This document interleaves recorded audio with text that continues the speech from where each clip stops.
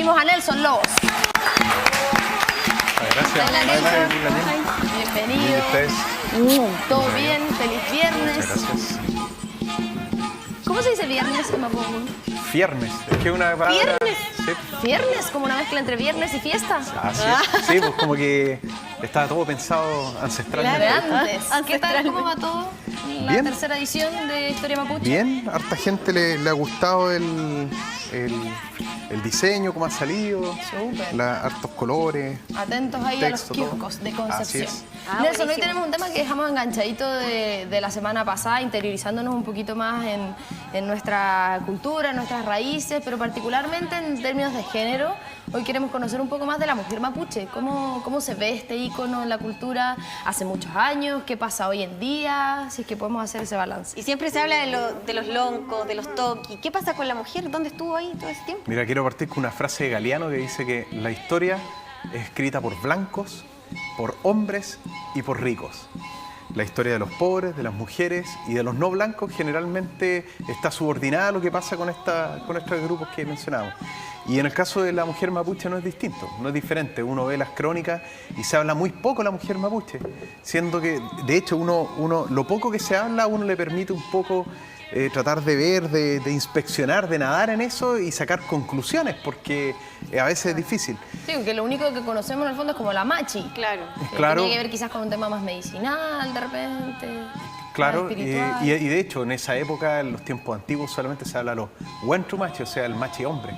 Prácticamente no se habla de las mujeres machi. Mira. También. ¿Y en los desde siempre han primeros existido hombres machi? Disculpa mi Siempre, ignorancia, ¿no? siempre Yo pensaba existieron que eran hombres. puras mujeres. No, O sea, que hombre lo que machi. tenemos hoy día, que afortunadamente se ha ido liderando un poquito esta brecha de género, ya sea desde términos salariales o en general esta reivindicación histórica de la mujer, el derecho a voto, en fin, derechos civiles, cuántas cosas, ¿también se vivía en ese entonces?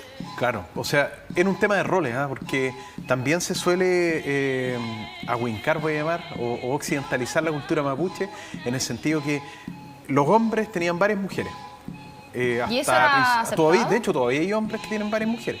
Yo he conocido, pero son gente muy mayor.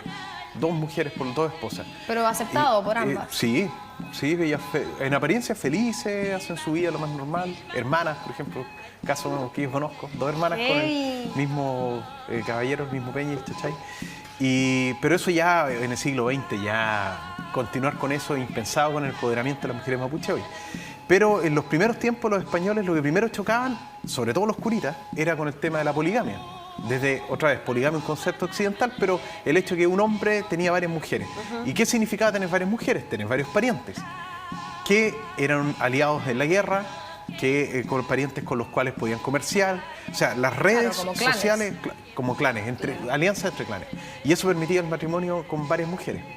En cuanto a los roles económicos, por ejemplo, el pueblo mapuche en la llegada de los españoles era agricultor, agrícola y también recolector, comerciante, pero con la llegada de la ganadería ya se convirtió en ganadería, entiéndase, equina, ovina, se convirtió en un pueblo un gran ganadero. Y las mujeres siguieron desempeñando el rol de cultivar la tierra, pero también había hombres que lo hacían. La mayoría postulaba a ser ganaderos, viajar al Puelmapo, lo que hoy es Argentina, y tratar de ganar prestigio en la guerra, etcétera, pero también había otros que no les interesaba eso y que se quedaban cultivando también, Eran o que actividades más recolectaban. transversales.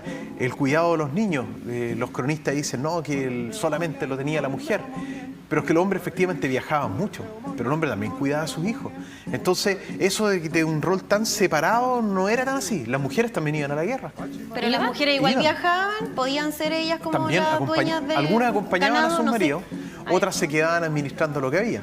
Se quedaban en el territorio también criando a los hijos, pero otras los acompañaban. Pero y también hay un tema, más allá de capacidades, un tema físico importante en el fondo. Sí, pero las mujeres, por ejemplo, hay una batalla que tuvo Rodrigo de Quiroga, el gobernador, que describen ahí los autores que al término de la batalla encontraron a varias mujeres muertas junto a los cadáveres de sus enamorados, así lo decían.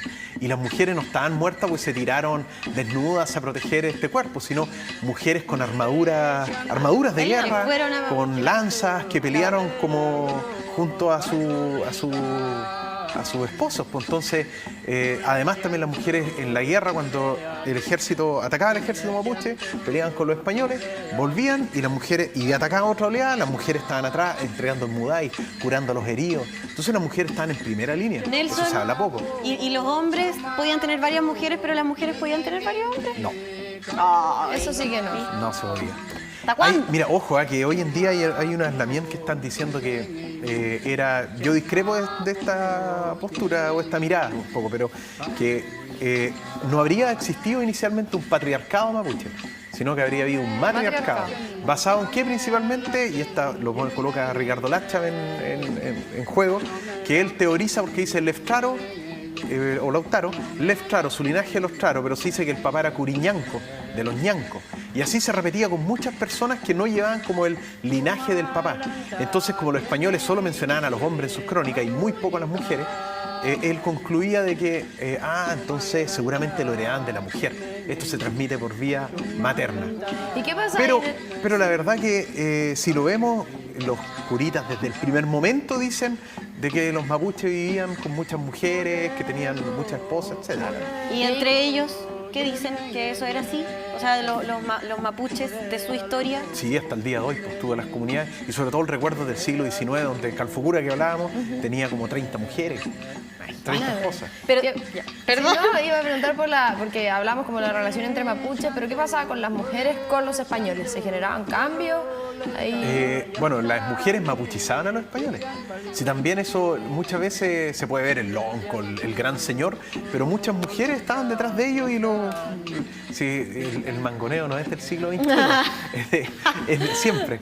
Y muchos hombres también vivían así. Los españoles, sobre todo los que vivían en los fuertes y en la frontera, y al interior, donde no había mujeres españolas, vivían con mujeres mapuche, que los españoles, los curitas decían, estos viven en concubinato, etc. Y estas mujeres con las que vivían, mapuche, tenían una cultura y una mirada mapuche, o sea, ese español finalmente de repente tenía 4, 5, 6 mujeres.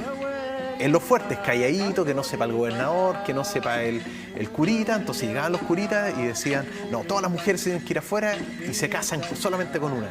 Y venían a imponer. Se iban los curitas y volvían de nuevo las mujeres. Era una realidad, españoles vistiéndose como mapuche. Entonces la relación era esa. También, y entre argentinos y chilenos, tú tienes, por ejemplo, al coronel Baigorría, argentino, que era unitario, perseguido por el gobierno Rosas, todo, y termina donde los rancuchos de Painé Ñur. Y Painé le dice, quiero que te cases con una de mis hijas. Un gran lonco. Después viene otro gran lonco, Coliqueo, y le dice, quiero que te cases con mi hija. Y él terminó como con 3 o 4 mujeres, terminó con nombre mapuche, terminó como lonco de un loft propio, llamémosle comunidad, un loft no es lo mismo que una comunidad, pero un loft. Y él lo gobernaba generalmente con puros argentinos renegados que están ahí, algunos mapuches, todos casados con varias mujeres. Y las querían y me imagino las amaban. Pero había que tener algo para casarse con una mujer mapuche, así como, no sé, regalar 10 vacas, no sé sí, cómo... era así. Y todavía ustedes van a una comunidad y hablan y dicen, no, un mapuche dice, me voy a casar con ella. Y el suegro mapuche también dice, ya, pues esto te va a costar 6 caballos, pongamos, y 5 vacas. Y todos se ríen y bueno, y todavía se hace eso. Todavía se hace, todavía hay una paga por la mujer. Va el marido y le pide permiso a la familia. Le pide la mano. Y viene, claro, le pide la mano en el fondo, pero viene el rap. O sea, es que hay distintas formas, depende del territorio, pero en algunos territorios todos saben de que de repente ya se va a escapar con él. Y pueden pasar 2, 3 meses. Y de repente se escapan. Hoy. Se escapan y la familia, la hizo. Y desaparece y ella no se comunica por un tiempo con la familia, después la van a visitar, lo visitan, y eso son lugares como Truf Truf, lugares muy tradicionales donde el Mapuzungún está muy presente, y ahí después él tiene que venir con su familia, se genera un gran encuentro, trae, pongamos, un caballo, una vaca, y es algo simbólico ya, claro, porque no con tiene un caballo, el valor que tenía antes. Oye, claro. Y siempre hablamos como de distintos personajes, pero hay mujeres como que sean destacadas o que hayan marcado hitos en la historia de Mapuche. La primera y más conocida es Janequeo. Se dice que fue Toki, pero uno lee las crónicas y habla de que era como... Janequeo era hombre. Sí, pero... Y otros dicen que no existía también. Hay autores que los menciona muy poca gente, así que no existían. Miren, como no, la mujer no puede haber sido así de seca en el fondo. Y ella Oye, fue... no tenía idea que Janequeo era mujer. ¿Viste? Sí, y ella Janequeo fue Ella la describen como que sargenteaba, perdón, las tropas de su hermano, que era, no me acuerdo si Quechuntureo o Huechuntureo. Entonces ella no era la Toqui, ella era como la capitán, la segunda al mando.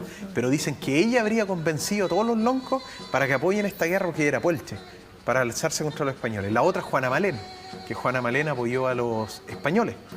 Y ella peleó por los españoles, y dicen que estaban los mapuches y tenían medio acorralados a los españoles, y ella era mujer yanacona, y sale con su fuerza y se adelanta y empieza con un arco a tirar flecha, hace retroceder a los mapuches que peleaban por su territorio, y los mapuches yanaconas se aleonaron con el ejemplo de ella y ganaron. Entonces a ella se la llevaron en Ande y todo. Hay otras mujeres también, que no me acuerdo el nombre, que evitó una guerra. Los loncos dijeron, vamos a hacerle la guerra a los españoles, etcétera, porque se llevan nuestros hijos, se llevan nuestras mujeres, nuestro territorio. Y dicen los cronistas españoles, aquí me van a decir, oye, qué machista, pero el contexto, que ella se puso al medio, ella se puso a dialogar, y parece que era muy atractiva, y muchos loncos querían pasar una noche con ella, y se lo concedió, y con eso hubo paz. Mira, como Lisístrata.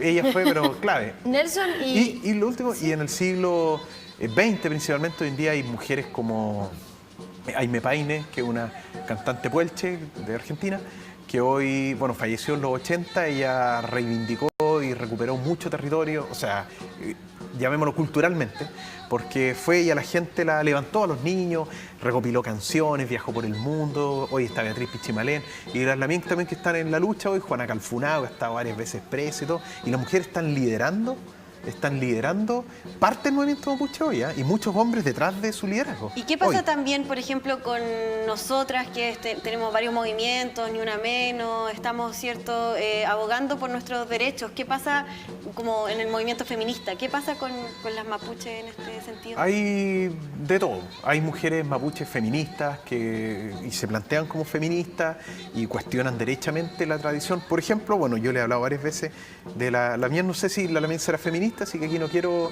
pero sí cuestiona, la mía en Carolina Corruf, que ella habla sobre el tema del palín, ya lo hemos hablado varias veces, ahí está. Zomó, Palife, Ñe, Fuayín, y ella se cuestiona y dice, bueno, el palín solo lo juegan los hombres. Pero del siglo XIX para atrás, todos los cronistas hablan que juegan las mujeres. Pero ahora en el siglo XX no, juegan los hombres. Y se mantiene una estructura desde que influyó mucho en la Iglesia Católica, y metió todo su moral en el fondo, y la insertó, la inyectó en la cultura mapuche del campo, y metióse como machismo, entre comillas. Y ella lo cuestiona y dice, no, pues ¿por qué las mujeres sí tenemos que jugar palín?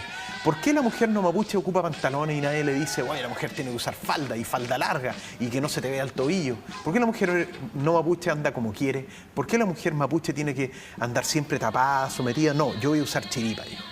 Y ella fue una de las, a lo mejor la primera mujer mapuche que empezó a usar chiripa, que es el pantalón mapuche del hombre. Chiripa.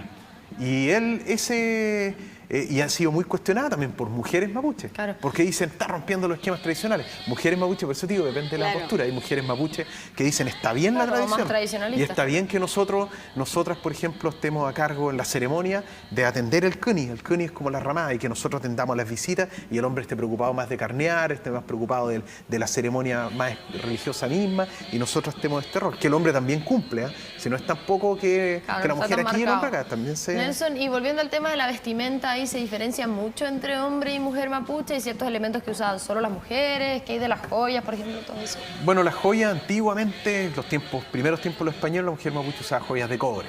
Eso se ha encontrado. Probablemente también tuvo plata o tal vez oro, producto del intercambio con el Inca, con el imperio del Inca, el Tahuantinsuyo. Pero era vestimenta muy parecida a la de ahora, muy parecida, con liquilla, con el cupal en el cuerpo hacia abajo, que le tapa todo. Pero eso era ligado a un tema social también, pues, sí, tenía que estar cubierta. Los brazos hacia afuera. Algunos dicen de que incluso las mujeres usaban un seno afuera, dicen los españoles. En el siglo XIX las mujeres también bien tapadas. En general, las fotos que hemos estado viendo ahí, por ejemplo, ahí la tenemos a esa papaya que está con su hijito, el cupulhue. Esa era la vestimenta en general, no ha variado mucho desde la llegada de los españoles hasta hoy. En el caso del hombre sí ha variado, porque en los primeros tiempos el hombre ocupaba como una especie de frazada, llamémoslo, o de cuero podía ser, o de lana, y no el macuño, o sea, el poncho es posterior. La chiripa, que es este pantalón que puede llegar hasta el tobillo o hasta pasado la rodilla, y que es como, se pone como pañal. Los gauchos lo ocupan mucho. A lo mejor los que han visto la casa de los gauchos pueden imaginarse la chiripa. Y eso, básicamente, salvo el huenchumachi, que el huenchumachi, o sea, el machi hombre, combina elementos de la vestimenta del hombre, puede usar chiripa, pero puede usar iquilla, y puede usar cupán, y puede usar trapelacucha. Porque él representa Porque el trapelacucha es solo de las mujeres. De las mujeres. Entonces, ¿y el cintillo? El trailonco es de los dos. Pero también hay hombres que antiguamente ocupaban joyas. Que también ocupan joyas, pero generalmente la mujer ocupaba el trapelacucha, el trailonco de plata. ¿Y los hombres también sueñan que van a ser machis? Porque las machis sueñan que son machis cuando son chiquititas, ¿o no? ¿Así se origina? Que no es solo sueño, sino que tiene que ver con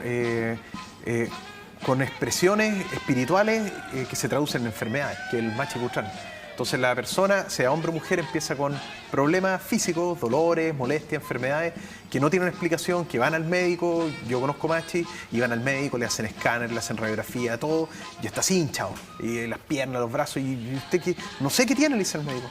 No sé qué tiene. Entonces van donde un machi, el machi le dice, esto es una enfermedad mapuche, este es el machi cutrán, o puede ser un quichu cutrán, que es una enfermedad como espiritual distinta, diferente. Entonces, y ahí el machi, cuando se niega, se empieza a enfermar y tiene una vida muy mala. Pero cuando acepta su rol de machi, se prepara y puede empezar a controlar esta enfermedad.